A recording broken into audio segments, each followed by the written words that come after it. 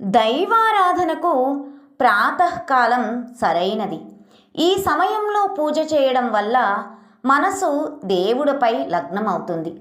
ఈ సమయంలో ప్రకృతి పరిశుద్ధంగా, ఉష్ణోగ్రత తీవ్రతలు లేకుండా ప్రశాంతంగా భగవంతుడి సేవకు అనుకూలంగా ఉంటుంది. ఉదయాన్నే లేచిన మనిషి మనసు ప్రశాంతంగా, కొత్త ఉత్సాహంతో ఉంటారు.